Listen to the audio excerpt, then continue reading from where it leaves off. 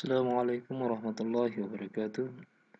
Alhamdulillah hamdan katsiran thayyiban mubarakan fi kama yuhibbu rabbana warda. Wassalatu wassalamu ala Muhammadin wa ala alihi washabbihi wasallam. Anak-anakku sekalian, bagaimana kabarnya? Mudah-mudahan dalam lindungan Allah Subhanahu wa taala, mudah-mudahan keberkahan dan rahmat Allah tercurah kepada kalian semuanya. Baiklah, kali ini kita akan melanjutkan pelajaran kali ini, yaitu masuk ke bab 4 tapi untuk listrik statis bagian yang kedua. Di sini ada penerapan listrik statis dalam kehidupan sehari-hari ya. Ya, kehidupan sehari-hari. Bagaimana gejala kelistrikan pada manusia dan hewan nanti kita akan jelaskan di sini. Di mana di sini ada kelistrikan pada tubuh, yaitu biasanya pada sel saraf ya. Sel saraf itu terdiri dari 3 bagian, yaitu badan sel saraf, dendrit, akson atau neurit. Di sini pertama-tama dari dendrit itu dia penerima rangsangan awal, setelah itu dikirimkan ke badan sel saraf penerima impuls dari dendrit, setelah itu dikirimkan ke akson neurit, jadi serabut saraf penghantar impuls tadi. Selanjutnya kita akan belajar juga tentang hewan-hewan penghasil listrik apa saja. Dan yang terakhir kita akan melihat penggunaan listrik statis dalam teknologi. Selanjutnya kita akan saksikan video berikut ini. Penerapan listrik statis dalam kehidupan sehari-hari. Kelistrikan pada sel saraf. Tubuh kita dapat menunjukkan adanya gejala kelistrikan khususnya pada saraf yang disebabkan adanya impuls atau sinyal pada sel saraf. Tahukah kamu mengapa kita dapat merasakan sakit ketika dicubit? Ternyata rasa sakit tersebut muncul karena kulit kita menerima rangsangan berupa cubitan. Rangsangan ini selanjutnya diubah oleh sel saraf dalam kulit menjadi impuls. Kajian yang khusus mempelajari tentang aliran impuls pada tubuh manusia disebut biolistrik. Tegangan beda potensial pada tubuh berbeda dengan yang kita bayangkan seperti listrik rumah tangga. Kelistrikan pada tubuh hanya berkaitan dengan komposisi ion yang terdapat dalam tubuh. Bukan listrik yang mengalir seperti pada kabel listrik di rumah-rumah. Jadi bukan seperti itu ya. Bagaimana cara sel saraf menghantarkan impuls? Sel saraf menghantarkan impuls karena terjadi pertukaran ion-ion di dalam dan di luar membran sel saraf. Pertukaran ion tersebut tidak dapat terjadi begitu saja tanpa ada rangsangan. Rangsangan yang cukup kuat dapat mengaktifkan pompa ion sehingga menyebabkan terjadinya pertukaran ion. Saat sel saraf tidak menghantarkan impuls, muatan positif Na+ melingkupi bagian luar membran sel. Pada kondisi demikian, membran sel saraf bagian luar bermuatan listrik positif dan membran sel bagian dalam bermuatan listrik negatif. Hewan-hewan penghasil listrik.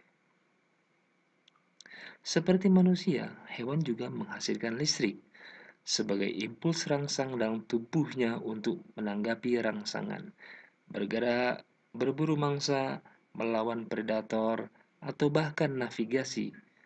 Pada umumnya, arus listrik yang dihasilkan sangat lemah, tetapi ada beberapa hewan yang mampu menghasilkan arus listrik yang sangat kuat. Di antaranya ikan belalai gajah. Ikan belalai gajah memiliki mulut yang panjang menyerupai bentuk belalai gajah. Ikan ini dilengkapi dengan organ khusus yang disusun oleh ribuan sel elektroplugs pada bagian ekor yang mampu menghasilkan listrik statis bertegangan tinggi.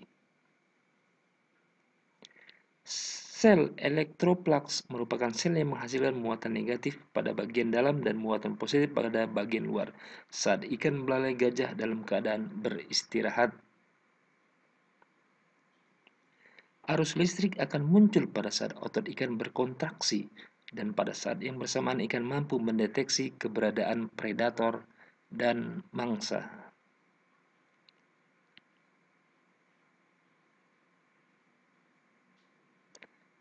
Ikan pari listrik.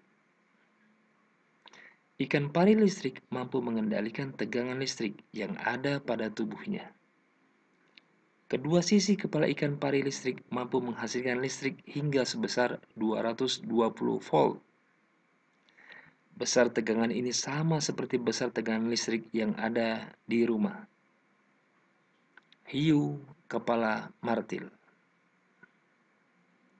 Hiu kepala martil memiliki ratusan ribu elektroreseptor atau sel penerima rangsang listrik. Hiu kepala martil mampu menerima sinyal listrik hingga 1,5 miliar volt. Hiu kepala martil biasa menggunakan kemampuan mendeteksi sinyal listrik untuk mengetahui letak mangsa di bawah pasir, menghindari keberadaan predator, dan untuk mendeteksi arus laut yang bergerak sesuai medan magnet bumi. Echidna. Echidna memiliki moncong memanjang yang berfungsi sebagai pengirim sinyal-sinyal listrik untuk menemukan serangga. Elektroreseptor echidna terus-menerus dibasahi agar lebih mudah untuk menghantarkan listrik. Hal inilah yang menyebabkan kebanyakan hewan yang memiliki sistem elektroreseptor berasal dari perairan.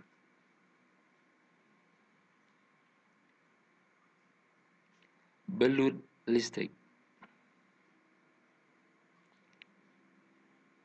Penelitian menunjukkan bahwa belut listrik dapat menghasilkan kejutan tanpa lelah selama 1 jam. Besarnya jumlah energi listrik yang dihasilkan diyakini dapat menyebabkan kematian pada manusia dewasa.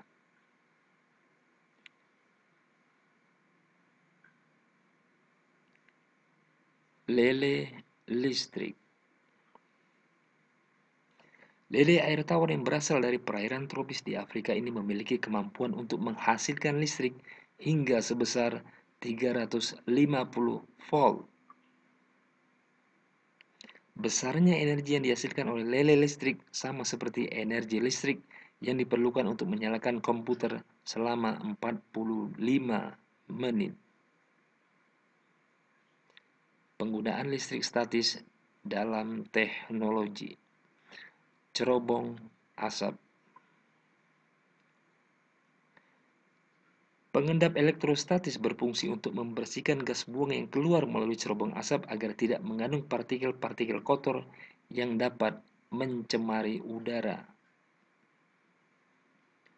Komponen utama yang ada pada alat ini adalah kawat yang bermuatan negatif dan plat logam yang bermuatan positif. Pada saat asap kotor melewati kawat, beberapa partikel abu akan bermuatan negatif. Setelah itu, plat logam yang bermuatan positif akan menarik partikel abu tersebut sehingga membentuk jelaga yang mudah dibersihkan. Pengecatan mobil. Butiran cat mobil akan bermuatan listrik ketika bergesekan dengan mulut pipa semprot udara.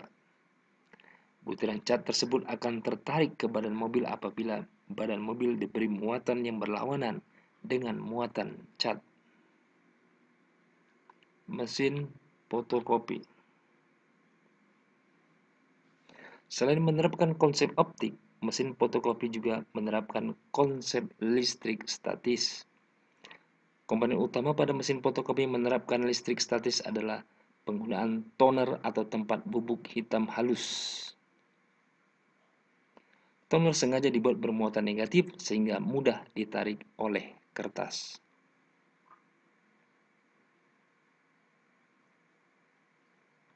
Demikian tadi video yang telah kita saksikan. Selanjutnya, biasa tugas materi untuk kali ini, sebutkan beberapa produk teknologi yang menggunakan konsep listrik statis. Demikian kita tutup dengan doa kafaratul majlis. Subhanakallahumma bihamdika asyhadu an la ilaha illa anta astaghfiruka wa atubu ilaik. Wassalamualaikum warahmatullahi wabarakatuh.